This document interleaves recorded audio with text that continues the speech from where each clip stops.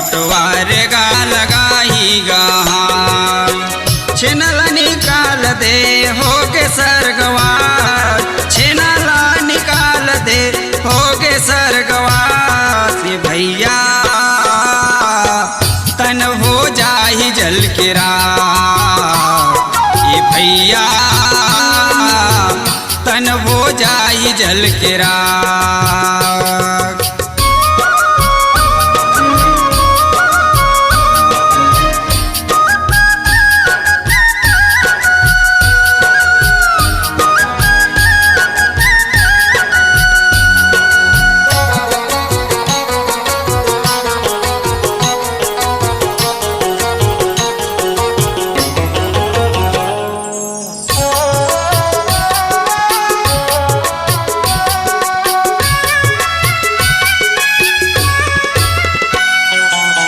कुटुम तोर आही परिवार गा जल्दी टाटी बांधो जाही मर घाट गा आही कुटुम तोर आही परिवार गा जल्दी टाटी बांधो जाही मर घाट गा बेटिला अगोर ले दीदिला अगोर ले बेटिला अगोर ले दीदिला अगोर ले मुहला देखन देनाया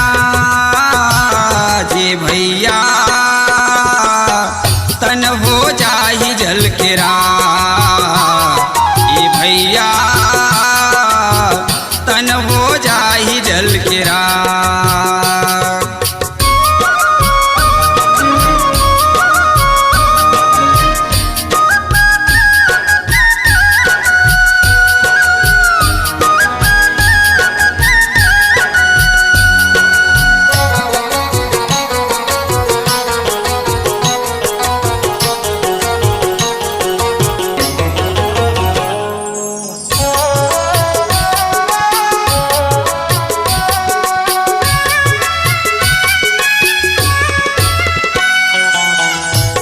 महाराज तोर पिंडा पर आहीगा चावल सफेद तोर फूल चढ़वाहीगा आही महाराज तोर पिंडा पर वाहीगा चावल सफेद तोर फूल चढ़वाही गाय के पुछीला तोला धरवाही गाय के पुछीला तोला धरवाही बटरनी पार नहकाहीगा जी भैया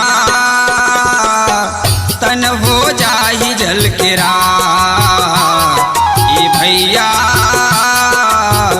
तन हो जाही जल के रात।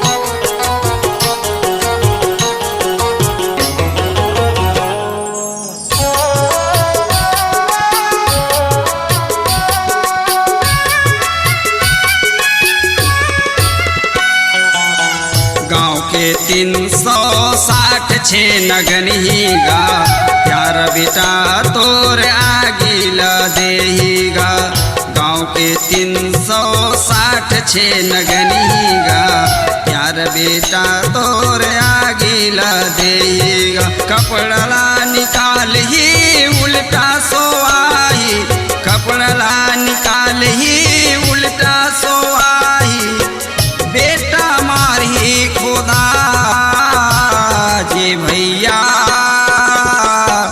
तन हो जाही जल के रात ये भैया तन हो जाही जल के रात।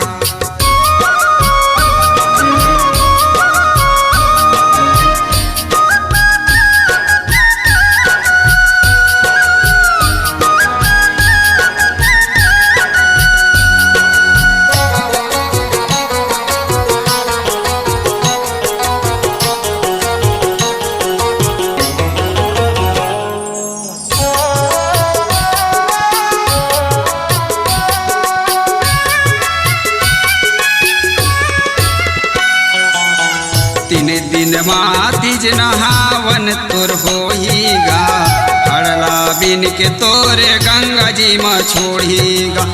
3 दिन मातिज नहावन तोर होईगा, हड़ला बिन के तोरे गंगा जी में छोड़ीगा। 10 दिन माँ 10 गात्र तोर होही, 10 दिन माँ 10 गात्र तोर होही, 13 दिन माँ तेरही। ये भैया तन हो जाही जल के रात, ये भैया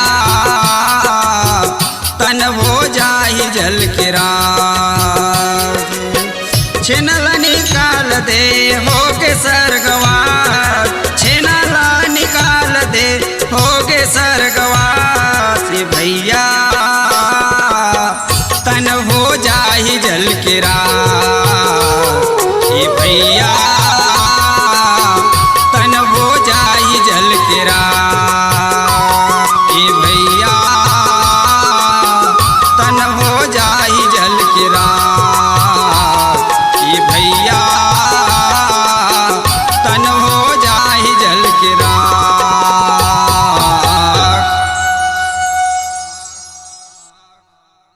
नवा नवा छत्तीसगढ़ी गाना सुने और देखे बर हमर YouTube channel Bhardwaj film production ला सब्सक्राइब करो।